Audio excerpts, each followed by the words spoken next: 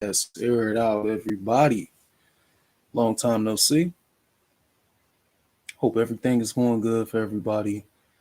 Just want to go live right quick before this Cavs game gets started. You already know, man. This is a slight crossover podcast, so we will be talking about unlimited sports sync topics and event podcast, air it out topics. Um, but it's an update. It's a check in. I hope everybody is doing good.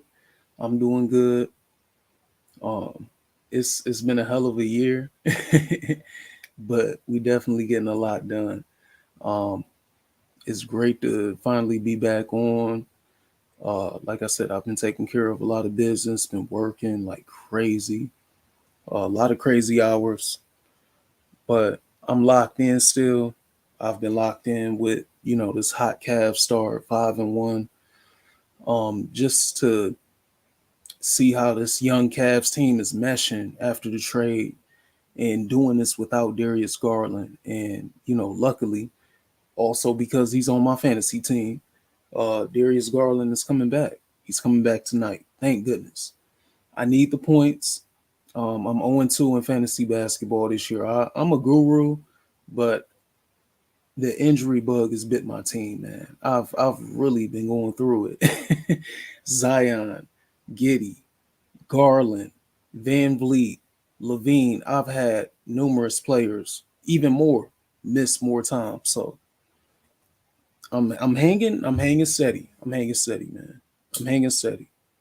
So trying to get that first dub this week in fantasy basketball. Let's see what Garland gives me tonight. I think I'm gonna bring him as a utility player, get me some extra points up in there. Um, Other than that, it's been a great year, man. It's been a great year. I had a great birthday. My birthday was October 21st. It was a Friday. Got to, hang out and actually kick it and do my birthday the way I would like to do it. Doesn't, mean a whole bunch of going out to the club and kicking it and, doing all that stuff. We're grown. We're grown. We're past that. You know what I'm saying? So I got to spend it with a couple friends, some family. I got to go see that movie Smile. That horror movie is a good one. That movie Smile was good. I'm not giving no spoilers. 1 to 10, I would give it a solid 8.5. The way it ended was like, oh, you trying to go to Final Destination route. Okay. So let's see. I think a second movie is coming out for sure. Be on the lookout for that. But my own review, 8.5. For a horror movie, modern day, they had a little bit, more gore here and there. Just a random, it was like helter skelter type moments just out of nowhere. It was good. It snuck up on you. So you get an 8.5 out of me. I'm looking for Smile 2 to come out soon. Hopefully within the next 2 to 3 years. That was good. That was a good movie. So I got to see that birthday weekend. And other than that, man, I just been locked in on these Cavs. Um, I took in the whole totality of the Cleveland Guardian season. That was an amazing run. It rejuvenated the city. Um, the true sports fans, the true fans of all three sports, they loved what they saw from the Cleveland Guardians. It was a young, scrappy team, hungry, and just every single game they came out and fought. They were excellent. They were excellent. So, big shout out to them. Definitely been meaning to touch on that topic, but definitely more baseball content coming. I'm definitely well tuned up in baseball. I played myself. I was a pitcher, first base, played a little bit of right field, tried out a catcher as well. Utility player. I love first base, so I always wanted to be the third baseman. I only got to play that a couple times, but I had enough. I had enough arm for third base now. I fired over there now, but loved it. It rejuvenated the baseball fan base here in Cleveland. Um, a lot of people took exception to the name changing. And like I said, me personally, I don't hold my tongue for anybody. As soon as I seen it was a big entitlement towards the name, and the pushback of the name change came from a wrong way, from most, not all, but from most, it came from a wrong way. I said, you know what, go ahead. We need to go to a different chapter. We need to flip the page. I seen it myself. I probably talked about it a couple times on here before, but I seen the fans who went up to, silent Native American protesters and spat at them, cussed them out, threw things at them, all types of stuff. And this is going into a playoff game. Just for me to see that alone, I didn't respect where those fans were coming from and where a lot of the other fans came from who just want to smear over, rightfully what the whole Chief Wahoo thing came from. It's something that, yeah, you come up with a logo and yeah, you tie that to your favorite team, but you do have to educate yourself on the background. You do have to know the true meaning behind certain things. And as I looked it up, it really wasn't about the back then Cleveland Indians player, Rocky Colavito. It wasn't about him. It was a logo that was already made, and the first rendition of it was a yellowish brown Indian logo. Person, of course, with the hair braided back with the feather. So that was the initial. And then they changed it to the red one with the more of a hook nose, big grin, feathers sticking up. And certain people of that culture, they took offense to it or they just didn't like it. They simply just wanted to be a little bit more well respected and just, more of a tribute. Look at other teams who have won championships and who have paid tribute to the area that they're located in, with their logo, with their nickname. The Kansas City Chiefs is simply the arrow, and the insignia with a different script. Same thing with the Atlanta Braves. They changed theirs as well. A lot of people may not know the back then San Francisco Warriors changed theirs. It used to be somewhat of a Native American looking logo. They all changed it, and in their different ways or changed the name. But the people who did keep some type of Native American nickname or logo, they made sure that it was more so a tribute and somewhat of, you go to them, you come to a compromise, an fair one. You come to Congress, you compromise with them, and you come to something that's more of a tribute. That's what, if I'm not mistaken, the Chicago Blackhawks have done. It's with a peaceful looking Black Hawk logo of a Native American man, a chief leader, and it's more in a tribute type of way. And the Chicago Blackhawks have won multiple NHL titles, so it just goes to show. I mean, it's not all about superstition, but it's also about paying tribute, to a culture or to something that you may use a nickname or a logo of. So I liked it to change, and I think people should buy into the Cleveland Guardians. Myself, honestly, I like where it's going, and if I'm looking at it from a fan's point of view, or I'm looking at it from just even a design or logo point of view, people like uniforms, that type of thing. Uh, why not come out with the Guardian head? You liked the Chief logo so much. The next step, let's come out with the Guardian head with the laurel wreath on the side, around his head. Come out with that stone figure, boom, right there. That's a logo on the cap. That's a logo on the uniform. Cleveland Guardians. It could be in that grayish tone, or it could be something geared towards your uniform. You can go either way with it. So I definitely think it's something that they could do. But me personally, I think they knocked it out the park. A lot of the merchandise that I've seen for the Cleveland Guardians, I'm a big fan of, and I definitely plan on copping more. I support my guys. This team was the youngest team in baseball. First and foremost, they were younger than even the youngest AAA, which is the minor league, the highest minor league affiliate in baseball. They were younger than that youngest team. The amazing part about this team is so many points to hit. The amazing part about this team is that their best players, their prospects, their youngest players coming up from the minor leagues aren't even here yet. Their top seven, if I'm not mistaken, and it's more, it's many more down there. 17 minor league players made their debut this season with this team that went 92-70 and won the AL Central. It's exciting.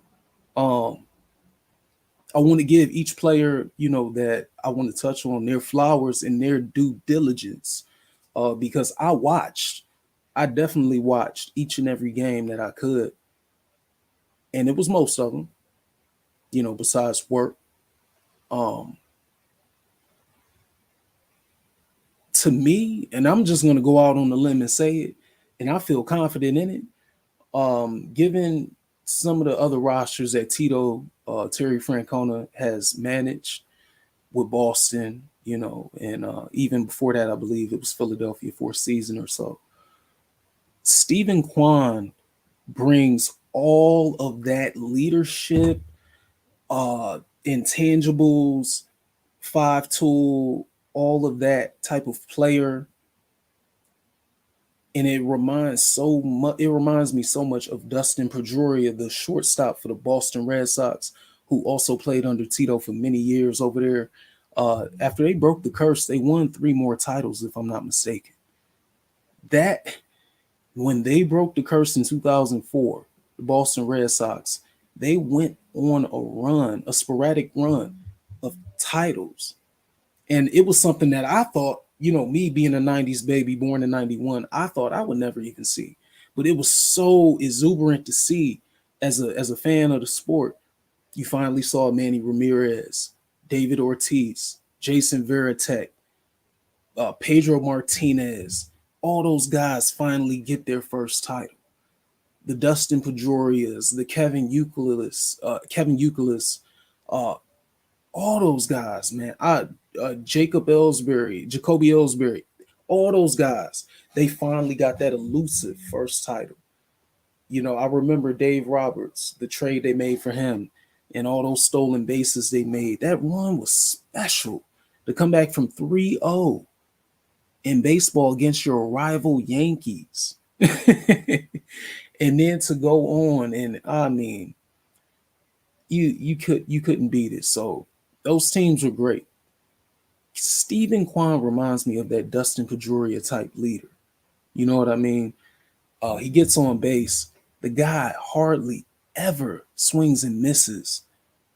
In the playoffs, I think he only swung and missed, what was it, 1 or 2 times the whole playoffs? Out of all that bats that he went through, through 2 series.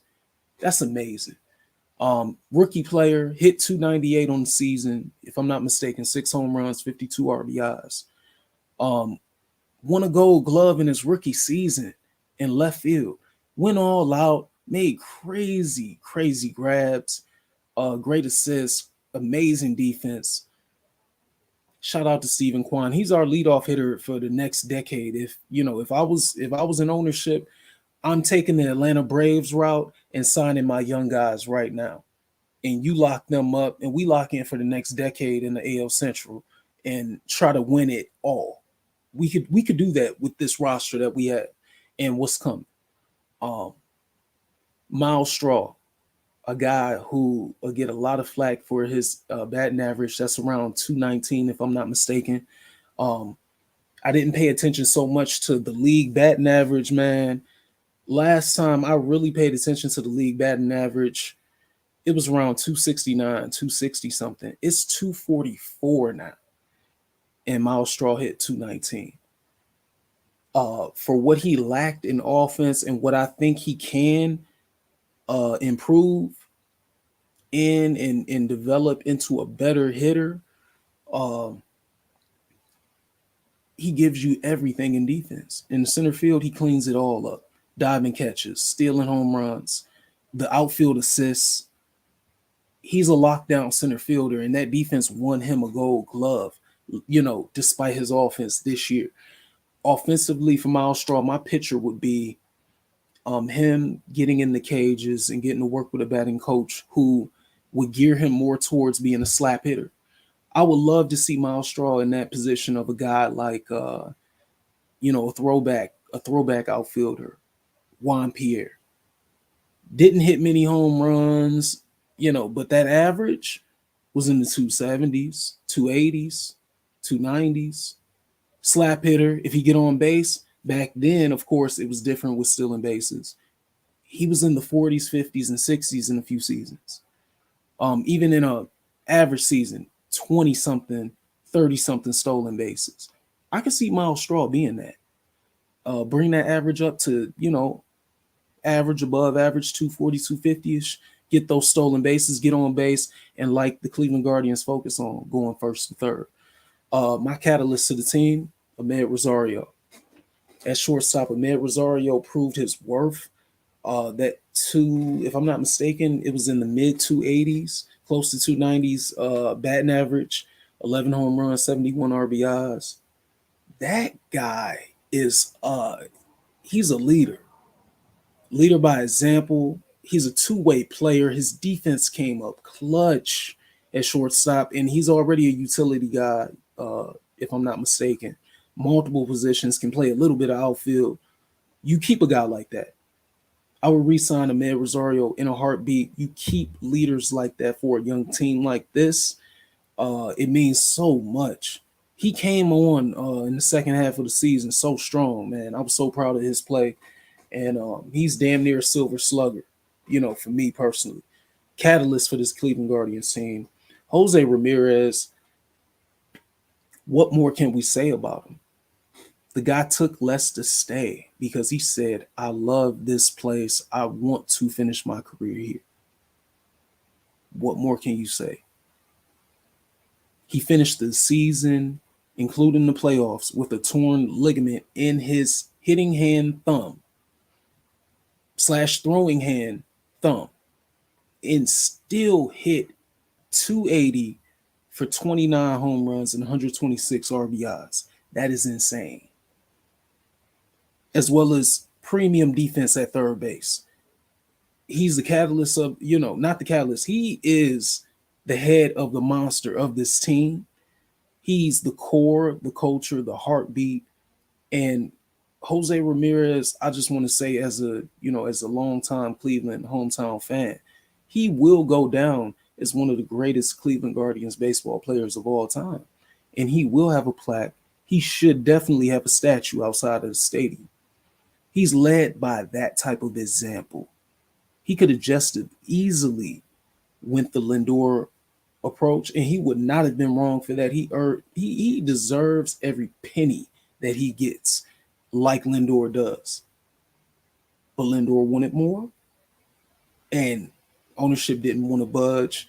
They ended up having to make that move, packaged up Carlos Carrasco as well, a dearly beloved Cleveland at the time Indians player and pitcher from the team, bounced back from cancer, a major league comeback player of the year, if I'm not mistaken, as well, in that trade to where we got Amed Rosario and Andres Gimenez, the other Gold Glover and All-Star this season, who hit in the 290s, if I'm not mistaken, 12 homers, around 60-something RBIs.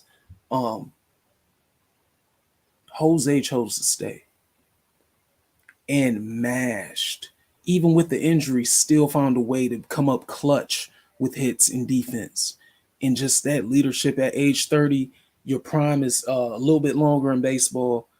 I can't wait to see this second half of his career because he's a great guy. I know he's going to do his best to stay healthy.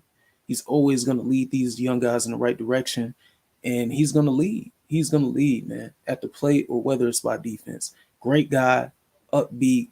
He deserves it all, man. So we appreciate him for choosing to stay in Cleveland. and to lead us to the postseason like he did this season, he's our MVP. Even if he finishes third in the AL MVP, he's our MVP by far, by far. So all of those guys, Oscar Gonzalez, young guy, 24 years old, outfielder, he gives me all of those types of young Miguel Cabrera and Manny Ramirez vibes.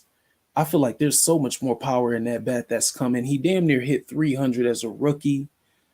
You seen with the walk-off home run in the AL wild card. There's a lot more power in that bat. He's looking like he has a chance to be a 30 home run, 100 RBI guy who can still hit around 300 and steal bases and has a plus arm in the outfield. Scary sight.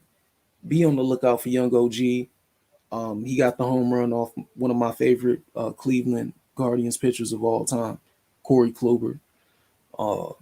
Be on the lookout for that guy. It was an amazing season. Josh Naylor was a heartbeat. He won all the smoke. That game where he went nuclear in Chicago.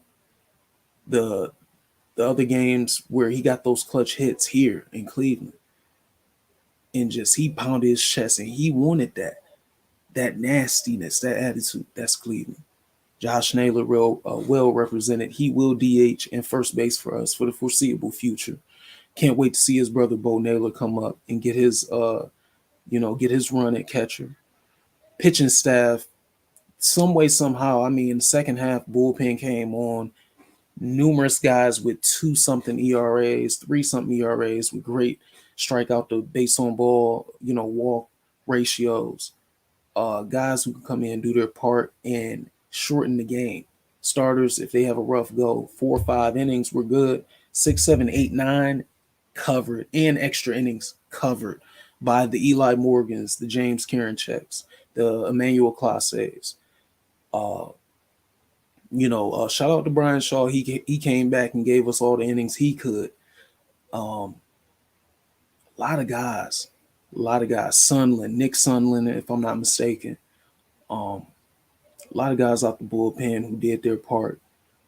Pat Hinges as well. Came through, did their part, man. Came through in the clutch for us. Can't wait to see those guys come back next season. Can't wait to see Bieber healthy for a whole season. Come back and deliver another strong one. And hopefully we could get a deal worked out with him and not let him go. You know what I mean? He's a leader of the pitching staff. Tristan McKenzie came on sticks. He was a unit in the second half. I can't wait to see his foreseeable future. And yeah, man, I just can't wait, man. Cleveland Guardians baseball is where it's at. They deserve a lot more attention. They deserve more sellouts. Go out there and get that gear. Support those guys, man. They did their thing. And, even though the Browns have struggled, the Cavs are up now. Donovan Mitchell is cooking. With DG out, we're on a 5-game win streak. We're showing our depth. We're showing that we can win with the Twin Towers down low, giving that supporting defense to those guys who can cook up on the perimeter. Donovan Mitchell coming back tonight. DG, Karis LeVert, Jetty Osmond's fitting right in off the bench. He's that streaky scorer, but we're catching him on the hot streak. He's used to coming off the bench. He knows what we need from him. He's being that Swiss Army knife who can also come up with steals on the defensive end. And shout out to Robin Lopez as well, man. You need those type of characters. Deep down, a lot of people don't know he's a big, nasty unit. He doesn't take any ish from nobody. That's what I like about Robin Lopez. Glad to have him on the team. Sideshow Bob. That's my guy. But I'm excited. Everybody fits in well to their roles. Of course, we want a little more out of Okoro. We'll see how that goes. And I'm loving it, man. I'm loving it. I can't wait to see the game that's coming on in a few minutes. So, with that being said, it's great catching up with you guys. I definitely plan on tapping in. This was a crossover. This was the Vent Podcast Air It Out update. Gave you some Unlimited Sports Inc. as well, letting you guys know I'm doing good and looking to close out 2022 strong, man. We're just enjoying the moments for what they are. You feel me? A lot of people have been through a lot of tough shit, and we're all dealing with it the best way that we can, right? Let's continue doing that. Go hard for our loved ones and take that extra joy in those things that bring the happiness and peace to you. Um, no need to feel like you're at war with the world and shoot against the world all the time. It's good to have a chip on your shoulder when you're doing certain things, but take each day for what it's worth. Make the best of it, and hey, show love where it's needed. Um, I want you guys to be sure to follow all of those that you see at the bottom screen. As well as always, KPUSINC. Use my promo code for King Palm, 15% off your smoke essentials at kingpalm.com. I told you guys the leaf free rolls are my favorite. They take care of me, man. They even have papers. They have rolling papers now. Tap in with those guys. Great products, great service. They take care of people. Also, be sure to go to that Unlimited Sports Inc. Teespring shop. Google search it if you need to. Sometimes the code comes up funny. Be sure to put in that promo code to get that $15 off of your orders of 2 items or more. I got multiple t-shirts, hoodies, sweatpants, biker shorts for the ladies, um, anything you can think of. I got it. Guardians, Browns, Cavs print, Shades of Wine and Gold collection is nice. I did a little something with that. Be sure to tap in with that Browns collection, the Guardians collection. They need their support, man. We're that blue and red. So do that for me. And you guys also tap in with sleeves. Okay. That partnership I've had going on with them for it's been about 5-6 years now. Use that promo code LTRAIN25 for 25% off of your baseball, football, and basketball accessories, equipment, and items over there.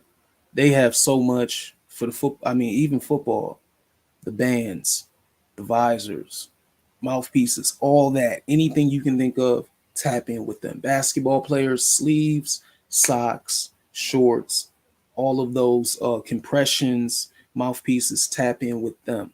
Baseball players as well, batting gloves, the sleeves, the socks, all those essentials, much, much more. Tap in with sleeves. So, on that note, I got to see my Cavs get this 6th straight W. We're going against the Celtics tonight at home. DG is back. Let them know, nation. You know what time it is, right? So, until next time, everybody, I just want to say peace. Be sure to like, share, subscribe, and as always, let them know. This is the Event Podcast. Air it out.